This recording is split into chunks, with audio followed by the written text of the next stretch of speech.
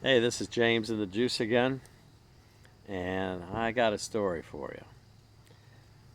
You know how you guys watch all these influencers and people living aboard in boats and stuff like that, and they've got pretty girlfriends, their tits are hanging out all over the place, and they're catching fish, and looks like the life is just like a jewel in the sun. And it can be, but this is a story about what it's really like. And I lived aboard for 8 years, anchored offshore. Let me tell you about it.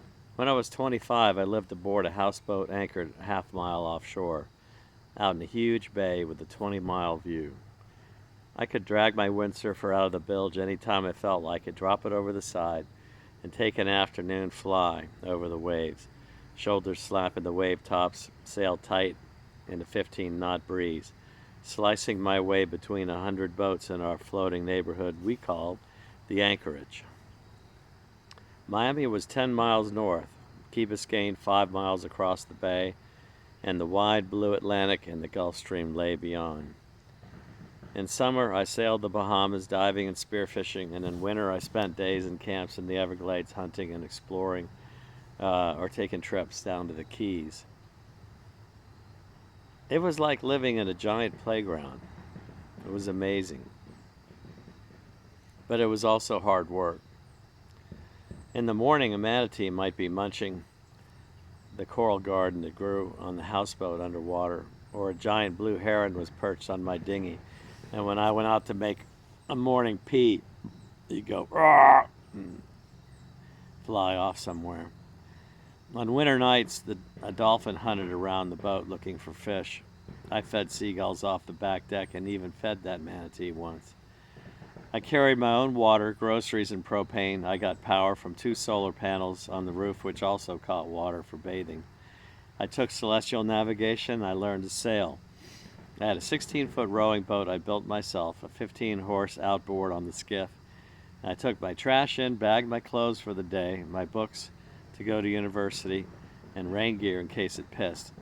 We had no air conditioning. The sea breeze cooled us every day, and at night the night train, or the land breeze, came in from the west and cooled us down as well. It took 786 strokes on 8-foot oars to get to shore every day, one way. I dropped off the trash, took a shower, and then was off to work on my old car.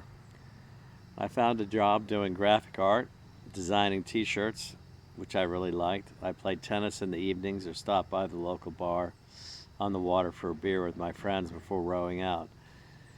When I was at university graduate school, I spent my days learning creative writing, and then in the evening it was back out there again, 786 strokes to get out to the boat. And that's if the wind wasn't honking against me. It was not hardship, though. It was great. I worked my body into a hard strength, and I worked my mind just as hard. It was full and rich. I didn't have to worry about money. I owned my own home. I didn't have to pay rent. But my home was also a boat, and that meant that it needed to be taken care of.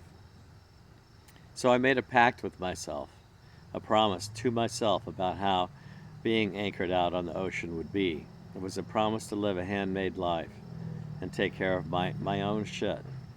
And at the time, I did not know how important that kind of life purpose was. I guess you could say I was living a handmade life. I built my own anchors to make sure the boat didn't drag in storms, splicing nylon lines, setting up shackles, chafe gear, and galvanized chain, all to make sure my home would be there when I got back.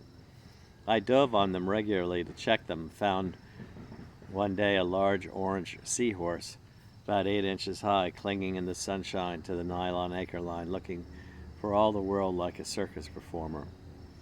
I put a stainless motor mount on the back for my outboard. I patched the boat with fiberglass, and I built an upper loft to sleep in, big enough for a queen-size bed.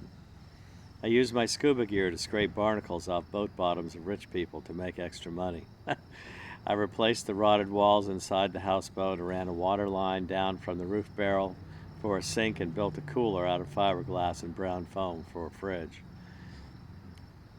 I set up a bilge pump to throw rainwater out that sometimes crept inside somewhere. I never knew where.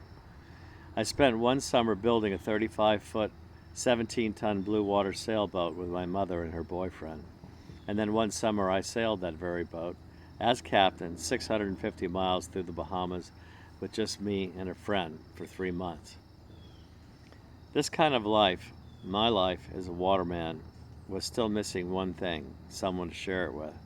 And one summer I met a pretty girl who spoke French in Florence, Italy. She liked me. She said she would visit, and she did later that year, and she never went back. So we lived 8 years out there on the boat together through storms, hurricanes, mosquitoes, loads of laughter, glasses of wine on deck under the cover of silver stars. I learned to use my own hands and tools to make a life, and I can't tell you how good it felt to be able to do that. And sailing in the open ocean can feel like a war, terrifying and exhilarating, but you can't understand it unless you've been there. Later I found out that life itself is like that, a beautiful mix of fear and love. So I tell you this story about my youth as a waterman and a navigator because you guys are navigators too. You're charting your way through life looking for a compass. And I know a lot of you are, and you don't know what direction you're going to go next. So my name is James, and I bring you this channel. The juice is the good shit that we squeeze out of life as men. It's not one issue like most shows that you see on the internet. It's a wide-angle view of how to be a man in America today. You could call it a moral compass, whatever you want. Young men are on the edge today, in crisis and in trouble. Many men are currently fucking up America in their ignorance, chaos-making, and violence against women and those weaker than them. But I'm forgiving you because it's good for me to forgive. Blaming others leads to hate, anger, and internal pain. We've all been through that, and I'm not going there anymore. Men are unhappy and lonely, for the most part, blaming everyone around them for their pain around the loss of the American dream. They've realized their lives are not what they expected, and they're upset. And I can understand that. Don't become that man. There are other ways to live life. This is a new channel. It's not a show, and we're not here to entertain you. If you want to stay angry and ignorant and waste your life away on a computer screen, go ahead. Bugger off. Get lost. I don't give a shit. But there is a new warrior out there now.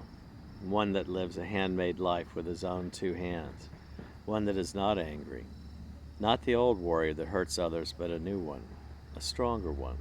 Combining compassion and strength that feels good like a comfortable pair of shoes. So, go ahead. Try it on. Maybe you'll like it. See you next time on The Juice. Bye.